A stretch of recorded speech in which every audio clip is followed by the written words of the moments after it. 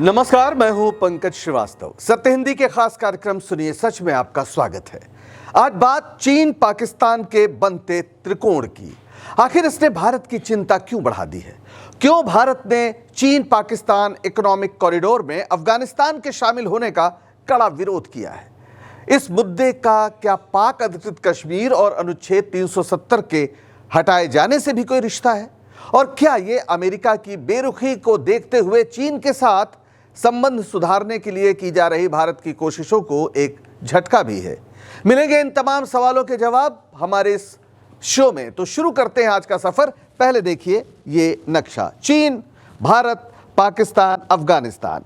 चीन पाकिस्तान से बेहद अच्छे संबंध रख रहा है और दोनों के बीच फिलहाल एक जो आर्थिक गलियारा है जिसके बारे में हम अभी बात करेंगे, वो एक मुद्दा है और इसमें ही अब अफगानिस्तान को शामिल करने की कोशिश हो रही है। लेकिन इसके पहले एक घटना हुई है मई में, ऑपरेशन सिंदूर। आप ये भूले नहीं होंगे कि ऑपरेशन सिंदूर के दौरान भारत किस कदर अलग थलग पड़ गया। पाकिस्तान का साथ चीन ने दिया, खुलकर तुर्की का भी सहयोग रहा, लेकिन भारत को खुला समर्थन करने वाले देशों में एक इजराइल था और दूसरा अफगानिस्तान। जी हाँ, वही अफगानिस्तान जहां तालिबान की सरकार है और कुछ समय पहले तक भारत के मीडिया और सामाजिक जीवन में तालिबान और आतंकवादी एक ही सिक्के के दो पहलू थे। लेकिन अब तालिबान सरकार हैं और भारत उनके साथ रिश्ते सहज बनाने में जुटा हुआ है।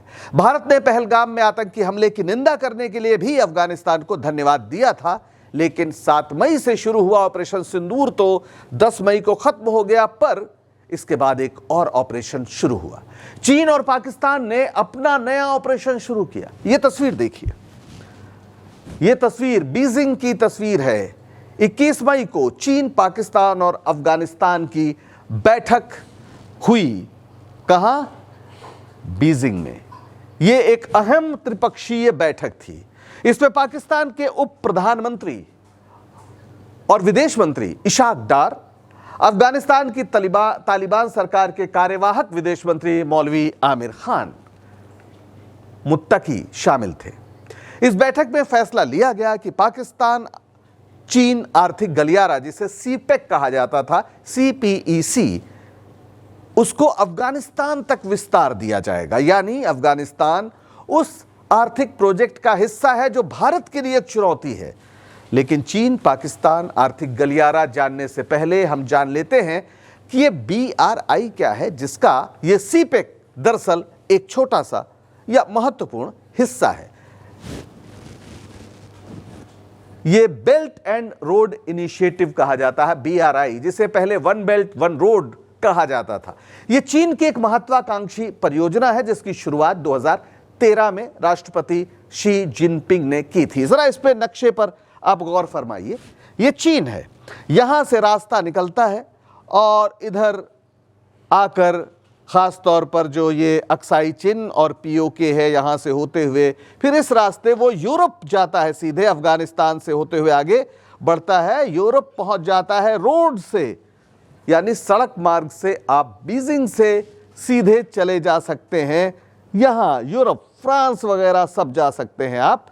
और फिर एक समुद्री रास्ता भी इसका एक मकसद है, जिसमें चाइना के ही साउथ, ये जो दक्षिण चीन सागर है जिसको कहा जाता है साउथ चाइना सी, उधर से होते हुए फिर ये श्रीलंका का जो बंदरगाह है जिसे चीन ने लंबे समय के लिए लीज पर लिया है, एक पूरा रास्ता है जो उसे इधर जो ये रास्ता है जहां से वो भूमध्य सागर में प्रवेश करता है, खास तौर पर जो स्वेज नहर है उसके जरिए। यानी रास्ते को जो पहले पूरा घूम के ग्लोब का चक्कर लगा के आना जाना होता था अफ्रीका के नीचे से, उसकी ज़रूरत नहीं है। सीधे आप यहाँ से अपने सामान को, यानी परिवहन वो किसी भी तरह का हो सकता है, आप बीजिंग से यूरोप तक जा सकते हैं। बेहद महत्वाकांक्षी योजना, जैसा मैंने बताया 2013 में इसकी शुरुआत हुई और मकसद वही है कि एशिया, यूरोप, अफ्रीका और उससे आगे के देशों को व्यापार, बुनियादी ढांचे और कनेक्टिविटी के जरिए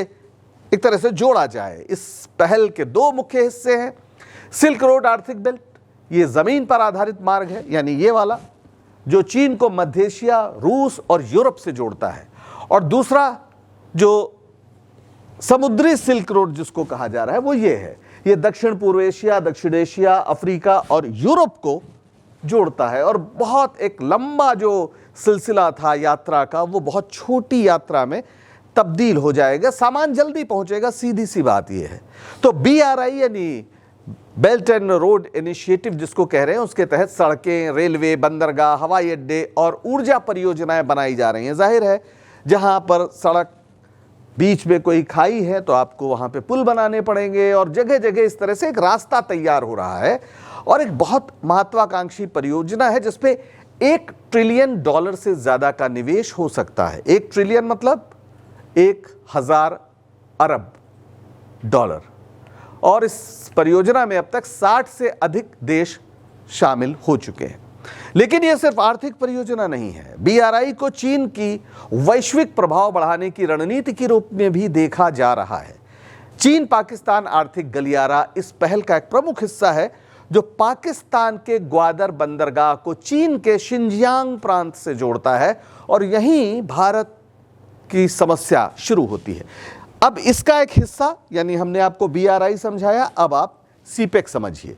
CPEC जो ये है गिलगिट बाल्टिस्तान से या रास्ता आ रहा है और सीधे ये बलूचिस्तान में ग्वादर बंदरगाह है, यहां तक ये होता है और ये पूरा चीन के सहयोग से हो रहा है। 2015 में ये मेगा इंफ्रास्ट्रक्चर परियोजना शुरू हुई जो जैसा मैंने बताया बेल्ट एंड रोड इनिशिएटिव का ही हिस्सा है। इसका मकसद जो है वो चीन के शिनजियांग प्रांत को पाकिस्तान के ग्वादर पोर्ट से जोड़ना है। यानी चीन को घूम कर जो आना पड़ता था उधर से ना आकर वो सीधे अपना सामान अरब सागर में इस रास्ते के जरिए पहुंचा सकता है। तो 3000 किलोमीटर एक लंबा गलियारा है जो ये आप देख रहे हैं। ये पूरा एक लंबा गलियारा है और इसमें जाहिर है सड़कें बन रही हैं, रेलवे, पाइपलाइन, ऊर्जा परियोजनाओं का जाल बिछ रहा है।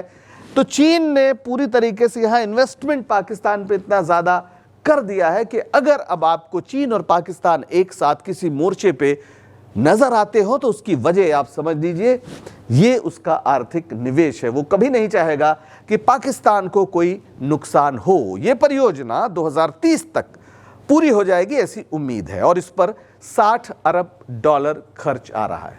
पाकिस्तान के ग्वादर बंदरगाह को चीन के शिनजियांग प्रांत से इस परियोजना के तहत जोड़ दिया जाएगा। लेकिन यहां पर एक बड़ा लेकिन है और उस लेकिन में भारत है।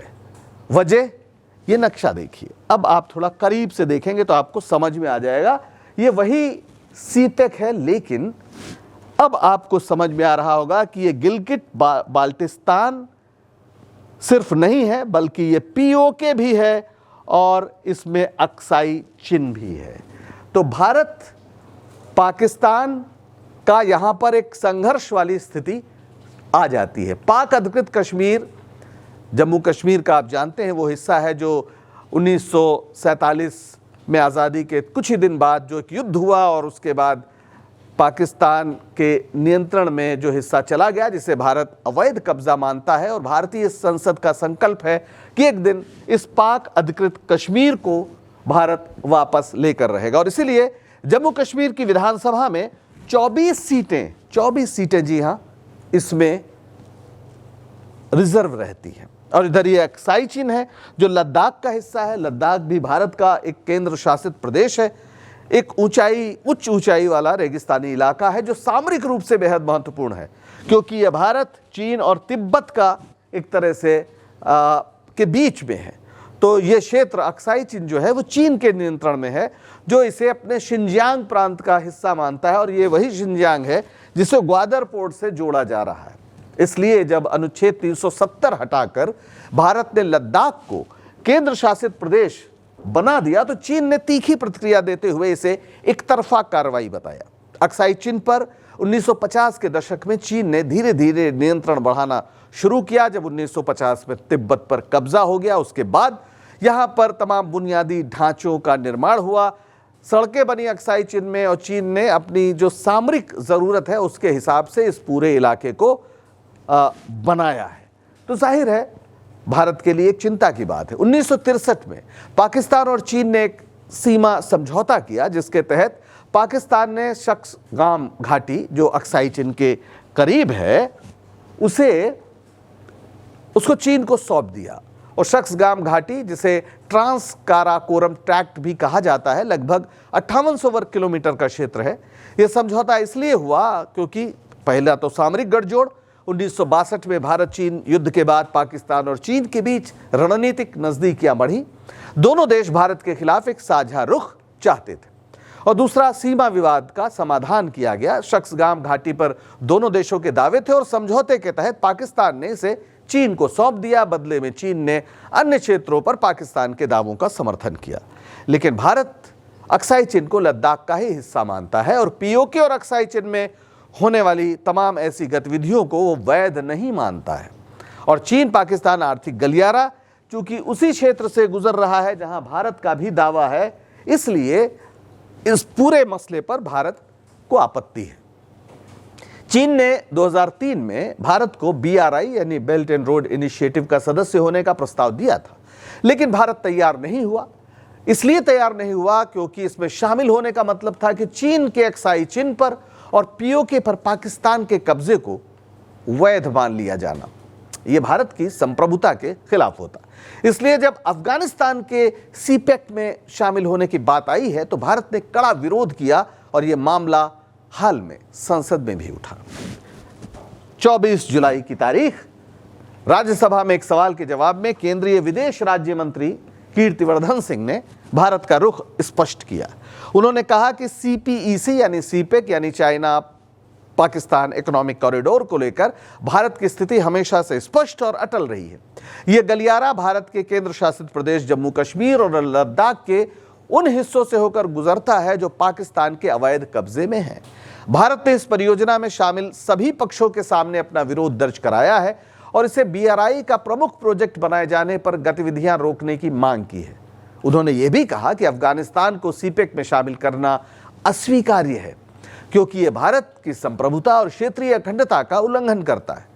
भारत का मानना है कि अगर कोई तीसरा देश इस परियोजना में शामिल होता है तो यह पाकिस्तान के अवैध क्षेत्रीय दावों को मजबूती देगा जो भारत के हितों के खिलाफ है। अफगानिस्तान के सीपेक में शामिल होने से भारत की क्या चुनौतियां बढ़ गई हैं, ये थोड़ा हम देख लेते हैं। सबसे पहली तो रणनीतिक घेरेबंदी का मसला है। सीपेक का विस्तार अफगानिस्तान तक होने से चीन और पाकिस्तान का क्षेत्रीय प्रभाव बढ़ेगा। इससे भारत की सामरिक स्थिति कमजोर हो सकती है, खास तौर पर मध्य एशिया में। इसके अलावा दूसरा आर्थिक प्रभाव है।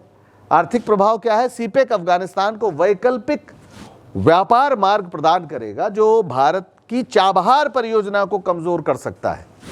इससे भारत की मध्य एशिया तक पहुंच और व्यापार प्रभावित हो सकता है। आपको पता होगा कि जैसे ग्वादर बंदरगाह है वैसे ही ईरान में एक चाबहार बंदरगाह है जिसे भारत विकसित कर रहा था। हालांकि ईरान पर जिस तरह से इस समय बमबारी हुई है अभी स्थितियां काफ़ी ख़राब हैं, तो वो कब से फिर से रिवाइव होगा कहना मुश्किल है। लेकिन भारत ने एक कोशिश की थी कि ग्वादर के जवाब में वो चाबहार जो ईरान का है उसको विकसित करे और सीधे अरब सागर के ज़रिए वो भी अपना सामान चाबहार पहुंचाए और चाबहार से फिर अफगानिस्तान होते हुए वो यूरोप में अपना सामान भेज सके। तो यहाँ पर हितों का टकराव आपको साफ नज़र आ रहा होगा। और फिर आर्थिक प्रभाव का जो मसला है कि जो हमने बताया कि यही चाबहार वाला मसला, वो आर्थिक प्रभाव पड़ेगा उससे। और फिर सैन्य चिंताएं भी हैं। भारत को डर है कि चीन सीपेक के आड़ में अफगानिस्तान में सैन्य लॉजिस्टिक नेटवर्क स्थापित कर सकता है। अभी हमने देखा कि किस तरह से चीन ने पाकिस्तान को मदद की थी ऑपरेशन सिंदूर के समय। अभी हम उस पर और भी बात करेंगे। तो ये भारत के लिए सुरक्षा की चिंता बढ़ा देता है, यानी सुरक्षा के लिए खतरा बन सकता है। यानी अफगानिस्तान भी एक ऐसी जगह हो सकती है जहां पर मुश्किल हो। और फिर हम देखते हैं कि जो पीओके का मसला है वो बहुत गंभीर मसला है। सीपेक का पीओके से गुजरना भारत की संप्रभुता का उल्लंघन है और अफगानिस्तान का इसमें शामिल होना पीओके पर पाकिस्तान के अवैध दावों को मजबूत करता है जो भारत के लिए अस्वीकार्य है। तो क्या सीपेक को लेकर भारत का विरोध भारत चीन संबंधों को प्रभावित करेगा? ये अहम सवाल है क्योंकि हाल के वर्षों में दोनों देशों के बीच संबंधों में काफी उतार चढ़ाव देखा गया है। अक्टूबर 2024 से भारत और चीन ने सीमा विवाद पर तनाव कम करने की कोशिश की है। विदेश मंत्री जयशंकर और चीनी राष्ट्रपति शी जिनपिंग के बीच अभी जो संघाई सहयोग संगठन यानी एससीओ की बैठक हुई, उसमें मुलाकात भी हुई। ये तस्वीर आप देख सकते हैं। इस तस्वीर का महत्व इसलिए भी ज़्यादा है क्योंकि इसके जस्ट पहले ऑपरेशन सिंदूर हुआ था, जिसमें चीन की भूमिका को लेकर भारत में काफ़ी नाराज़गी थी। भारत के deputy chief of army staff lieutenant general Rahul R Singh ने जो कहा था वो सबको याद है। उन्होंने कहा था कि ऑपरेशन सिंदूर के दौरान भारत को केवल पाकिस्तान से ही नहीं बल्कि चीन की भी चुनौतियों का सामना करना पड़ा था। ये है lieutenant general Rahul R Singh. इन्होंने जो कहा, ये 4 जुलाई 2025 को दिल्ली में फिक्की यानी the federation of Indian chambers of commerce and industries के एक सेमिनार में इन्होंने एक सनसनीखेज कुछ दावे किए थे। इन्होंने बताया था, लेफ्टिनेंट जनरल सिंह ने, कि पाकिस्तान को भारत की सैन्य तैनाती की रियल टाइम जानकारी यानी ऑपरेशन सिंदूर के दौरान चीन से मिल रही थी। चीन पाकिस्तान को सैटेलाइट और खुफिया जानकारी दे रहा था, यानी सैटेलाइट के जरिए तमाम लोकेशंस की जानकारी दे रहा था। उन्होंने ये भी कहा था कि पिछले 5 सालों में पाकिस्तान के 81% जो सैन्य हार्डवेयर हैं वो चीन से आए हैं, जिससे ऑपरेशन चीन के लिए यानी जो ऑपरेशन था वो चीन के लिए एक लाइव लैब बन गया कि उसके जो हथियार गए वो कैसे काम कर रहे हैं, उनकी गुणवत्ता क्या है, यानी वो अपने हथियारों का परीक्षण कर रहा था। जाहिर है चीन और पाकिस्तान गठजोड़ में अफगानिस्तान के शामिल होने से समस्या बढ़ सकती है, लेकिन दूर एक और शख्स बैठे हैं, राष्ट्रपति ट्रंप। उनकी आक्रामक टैक्स नीति ने ऐसी स्थिति पैदा कर दी है कि भारत और चीन दोनों को अपने संबंध सहज करने में ही शायद भलाई लगे। जिस तरीके से ट्रंप ने टैरिफ युद्ध शुरू किया है, यानी व्यापार पर टैक्स, आयात निर्यात पर, इसके निशाने पर चीन और भारत दोनों हैं। प्रधानमंत्री मोदी ट्रंप को प्रिय दोस्त बताते रहे हैं, लेकिन प्रिय दोस्त ट्रंप को रियायत देने के मूड में नहीं लगते। यही नहीं, ऑपरेशन सिंदूर को खत्म कराने का वो बार बार खुद को श्रेय देते हैं। अब तक 25 बार दे चुके हैं, और हर बार जब वो दावा करते हैं तो भारत के प्रधानमंत्री के दावे को झुठलाते हैं, जिन्होंने कहा था, या पाकिस्तान गिड़गिड़ा रहा था एक तरह से जब भारत ने ऑपरेशन रोका। लेकिन ट्रंप कहते हैं नहीं साहब, वो तो हमने कहा कि ट्रेड रोक देंगे, धमकी दी, इस वजह से वो रुक गया। तो अब भारत और चीन दोनों को मौजूदा तनाव पर नए सिरे से सोचना पड़ रहा है, खासतौर पर ट्रंप की वजह से। 2024 में द्विपक्षीय व्यापार दोनों के बीच यानी भारत और चीन के बीच 127 अरब डॉलर तक पहुंचा। हालांकि व्यापार घाटा 99 अरब डॉलर से ज़्यादा भारत का है, यानी ये इसमें फ़ायदा ज़्यादा चीन का है। लेकिन दोनों मिलकर एक बड़ा बाजार तो बनाते ही हैं। लेकिन क्या चीन की महत्वाकांक्षाओं के सामने भारत सिर झुका सकता है? अफगानिस्तान को चीन और पाकिस्तान के खेमे में जाना निश्चित ही एक झटका है, लेकिन क्या इस मुद्दे को दरकिनार किया जा सकता है, खास तौर पर जब यह भारत की संप्रभुता से जुड़ा मसला है? निश्चित ही यह कूटनीतिक मोर्चे पर एक कठिन घड़ी है। इससे निकलने के लिए जिस कूटनीतिक कौशल की ज़रूरत होती है वो मोदी सरकार दिखा पाएगी या नहीं, इसका फैसला आने वाले दिनों में होगा। आज के लिए बस इतना ही। अगर सच बताने का हमारे ये प्रयास आपको पसंद आ रहा हो तो लाइक करें, शेयर करें और चैनल को सब्सक्राइब करें। सत्य हिंदी का ऐप भी डाउनलोड करें, जिसका पता वीडियो के नीचे डिस्क्रिप्शन में आपको मिल जाएगा। तो अब दीजिए इजाजत, नमस्कार।